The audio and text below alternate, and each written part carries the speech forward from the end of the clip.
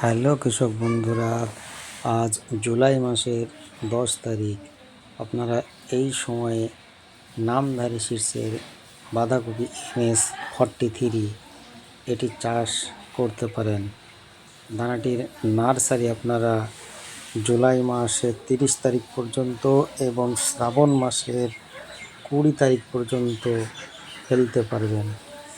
এই বাঁধাকপির চাষটি অত্যন্ত লাভজনক। কপিটি 1.5 থেকে 2 কেজি পর্যন্ত ওয়েট হয় এবং 1 বিঘা জমি থেকে এই সময় অন্তত প্রায় 1.5 লক্ষ টাকা পর্যন্ত বিক্রি করা যায়।